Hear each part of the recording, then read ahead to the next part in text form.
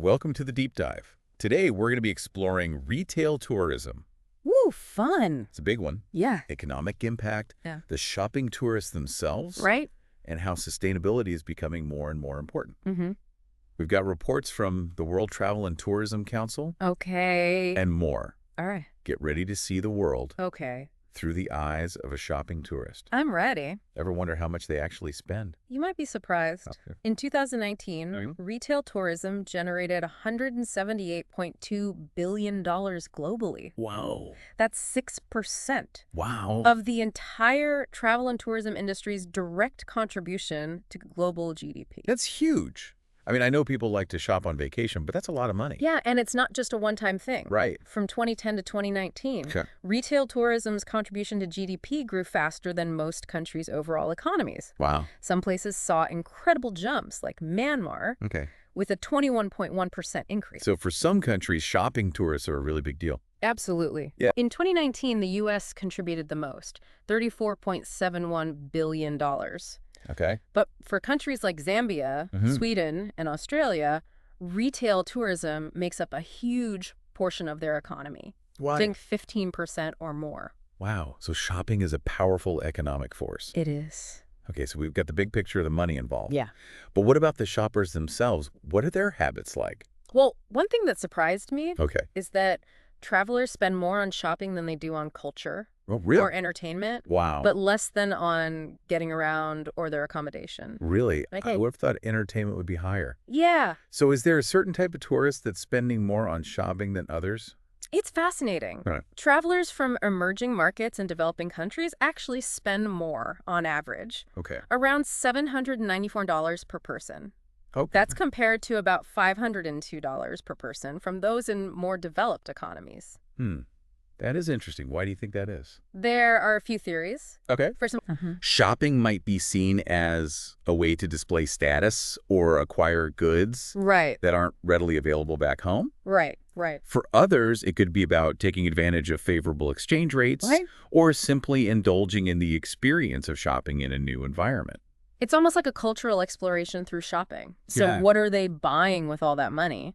Globally, the top sellers are food, alcohol, tobacco, Okay. clothing, and shoes. Right. Pretty standard stuff. Pretty standard stuff. Yeah. But in the Middle East, Um, tourists are really into luxury items. Yeah. Jewelry, watches, Mhm. electronics, you name it.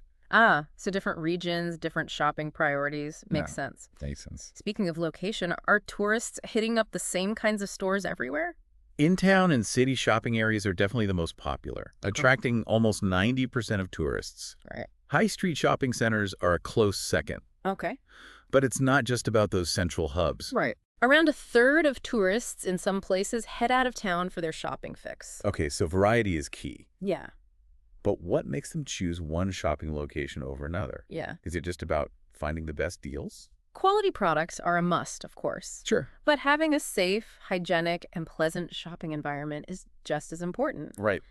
Imagine yourself on vacation. Yeah. You don't want to be stressed or uncomfortable while you're browsing. No. And for some tourists, a positive shopping experience becomes part of their travel memories. Yeah, I can definitely see that. Yeah. And how much of a role does the internet play in all of this? I mean, I know I check out places online before I travel.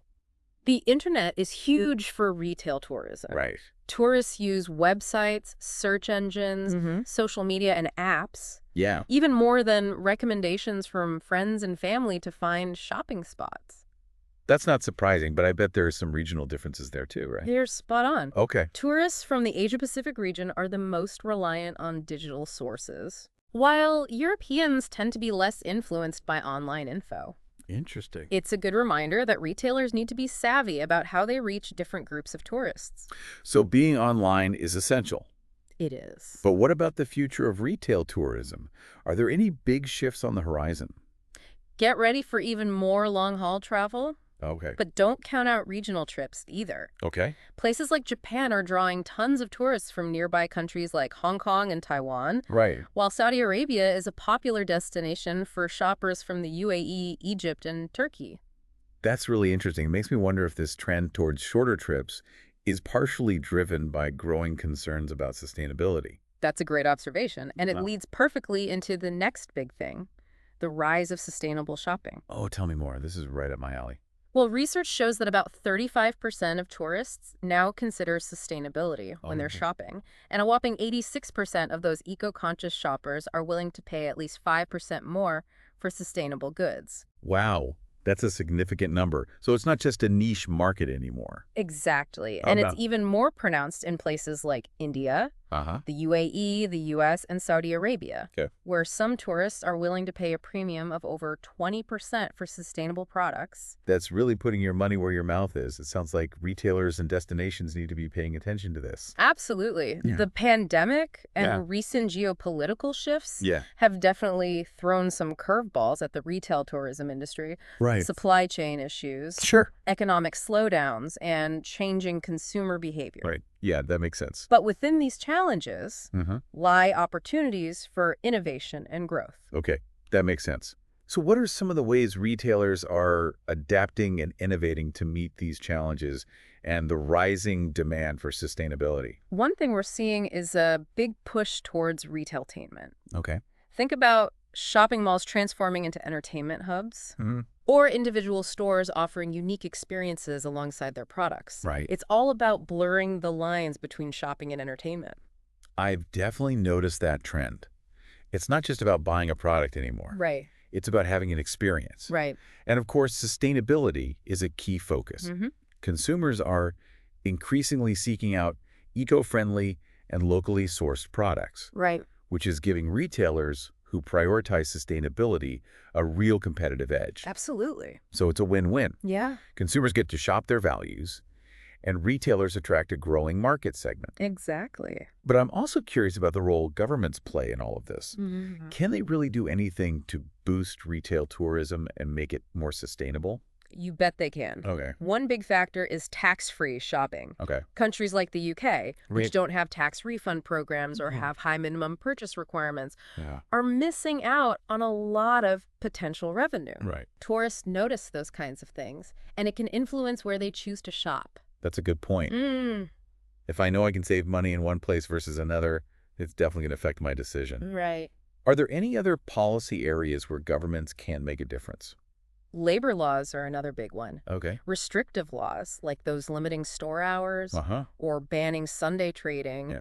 can hinder retailers' ability to meet consumer demand Right. and make the most of their workforce. So it's about creating a flexible and supportive environment for businesses to thrive. Exactly. Data is also crucial. Yes. Governments need to gather and share data on visitor spending habits, Mm-hmm. so retailers and destinations can plan more effectively. It is. And let's not forget about infrastructure. Right. Investing in things like airports and public transportation makes destinations more accessible Mm, and encourages the development of retail areas outside of city centers. it does. So it's about creating a smooth and enjoyable travel experience from start to finish. Nobody wants to deal with logistical nightmares on their vacation. Nobody. You got it. Yeah. And finally, visa policies can make a big difference. They can? Easier visa requirements or visa on arrival options Right. can attract more big spenders. They can. This has been a really eye-opening conversation so far. I agree. We've covered a lot of ground, from the economic impact of retail tourism to the evolving demands of shoppers. And we've still got more to explore. To really illustrate how these concepts play out in the real world, we'll be taking a closer look at how two very different places, the UK and Hong Kong SAR, are navigating the world of retail tourism. All right. Stay tuned for part 2. Awesome. Welcome back to the Deep Dive. Before the break, we were talking about how governments can actually make a big impact on retail tourism Right. through things like tax policies and visa rules. Yeah. Now let's get into some real-world examples. Okay. We've got two very different case studies, All right. the UK and Hong Kong SAR. These are great examples because they highlight both the opportunities and the challenges in retail tourism today. Yeah. Let's start with the UK. Okay. In 2019, Okay. retail tourism brought in almost $9 billion to their economy, Wow. nearly 10% of their total tourism revenue. That's a big chunk of change. But I remember you mentioned that they're missing out on some potential revenue because of their tax policies. Exactly. Yeah. The UK's lack of a tax-free shopping scheme puts them at a disadvantage compared to other European countries Right. that offer refunds to international tourists. Okay. A lot of shoppers, especially those looking to spend big, Yeah. factor that into their travel decisions. So it's not just about having great shops, it's about making it financially attractive for people to shop there. Right. But it sounds like the UK is making efforts to stay competitive in other ways. Mm-hmm. I read something about a major revamp happening on Oxford Street in London. That's right. Yeah? Oxford Street is a legendary shopping destination, Yeah. but they're not resting on their laurels. They're investing heavily in creating a more modern and experiential shopping district. Oh, interesting. Think public art installations, pop-up shops, and events that draw in both locals and tourists. So they're trying to create a buzz and Yeah. energy that goes beyond just the stores themselves. I like that. It's about recognizing that consumers, Yeah. especially younger generations, Right. want more than just a transactional shopping experience. Right. They want to be entertained. They want to be inspired. Yeah. They want to feel like they're part of something. Makes sense. Yeah. Okay, now let's switch gears and head over to Hong Kong SAR. Okay. They're another major player in the retail tourism game, right? Absolutely. Yeah. Back in 2019, Uh-huh. retail tourism contributed $1.7 billion to their economy. Okay. But unlike the UK, Right. they've faced some major headwinds in recent years. I can imagine the pandemic must have been a huge blow to their tourism industry. It was. Yeah. And they were also dealing with social unrest around that same time, which further impacted tourist arrivals, Okay. especially from mainland China.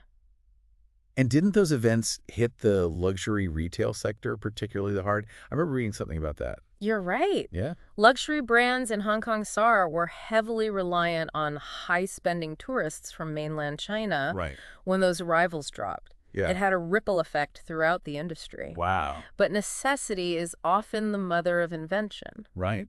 And we're seeing some interesting adaptations coming out of Hong Kong. Okay. I'm intrigued. What are they doing to bounce back? For one, lower rents have made it possible for some retailers to expand or try new things. Right. But one of the most fascinating developments is happening at Times Square Mall. Right. They're actually venturing into the metaverse. Wait, the metaverse?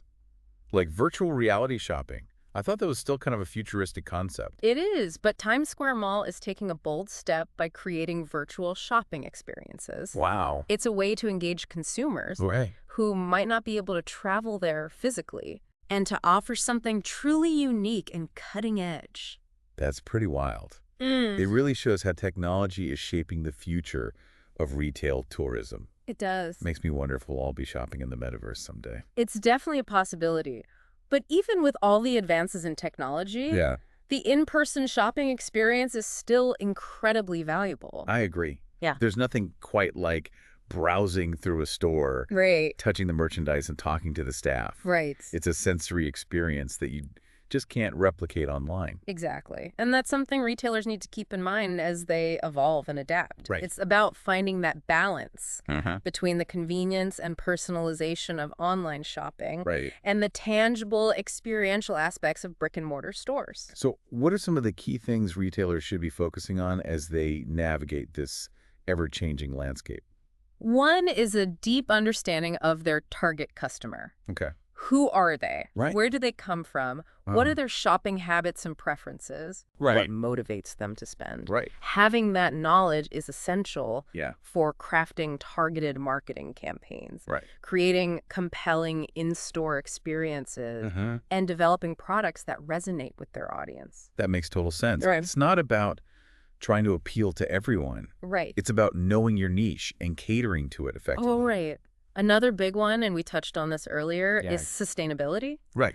Consumers are increasingly demanding transparency and ethical sourcing, Uh-huh. and they're willing to vote with their wallets. Right. Retailers need to demonstrate their commitment to sustainability, Right. not just through their products, Yeah. but also through their operations and supply chains. So it's about walking the walk, not just talking the talk. Exactly. Consumers are savvy. Right. They can spot greenwashing a mile away. Yeah. Authenticity is key. Okay. And finally, Mm-hmm. retailers need to embrace technology and innovation. That doesn't necessarily mean jumping headfirst into the metaverse, Right. like Times Square Mall. Right. But it does mean staying informed about emerging trends, Mm. experimenting with new tools, Mhm. and finding ways to enhance the shopping experience through technology. Okay, so understand your customer, Yes. prioritize sustainability, Yes. and embrace technology. Yes. Got it. You got it.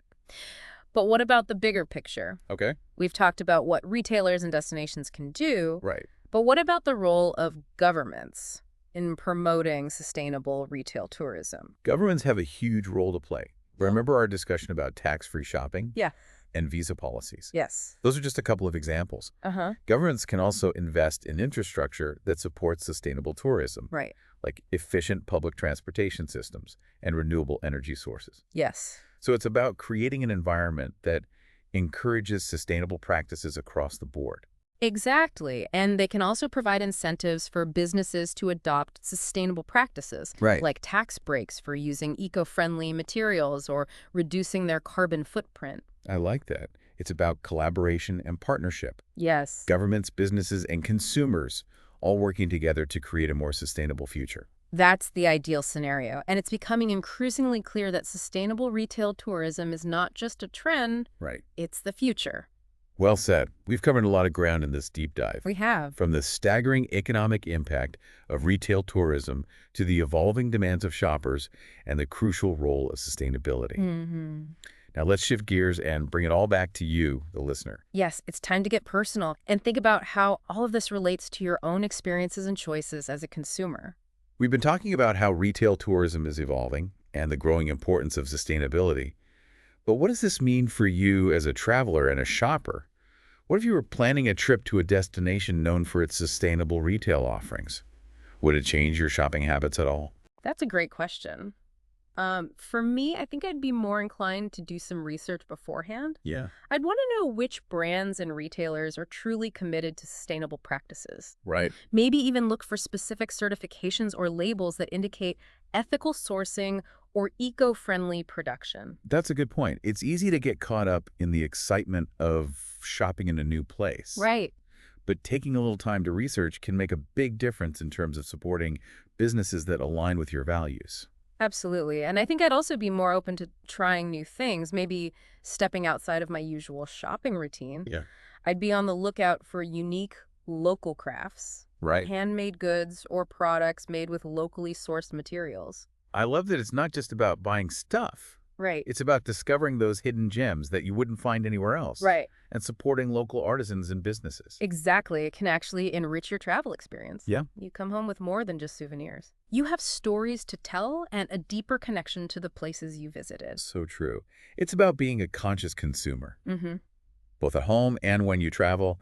And it sounds like it could actually make shopping more fun and meaningful. Absolutely. And let's not forget the impact our choices can have. Right. When we support sustainable businesses, Ah. we're sending a message to the wider industry that these practices matter. Right. It's about voting with our wallets and encouraging more businesses to adopt sustainable practices. Mm-hmm. It all adds up. It really does. And on a more individual level, it can be incredibly rewarding to know that your purchases are having a positive impact, Right. both on the environment and on the people who made the products you buy. Well said. We've covered a lot of ground today, from the sheer economic power of retail tourism to the evolving demands of shoppers and the critical role of sustainability. It has been fascinating to explore how shopping something we often take for granted can have such a profound impact on economies, Right. communities, and even the planet. It really has. And it all comes back to being informed and making conscious choices as consumers. Mm-hmm. If you're interested in learning more about any of the topics we discussed today, Mm-hmm. be sure to check out the show notes for links to the World Travel and Tourism Council reports and other resources. That's right. There's a whole world of knowledge out there waiting to be explored. There is. So true. So until next time, fellow learners, keep exploring, keep questioning, and keep diving deep. And remember, every purchase is a chance to make a difference.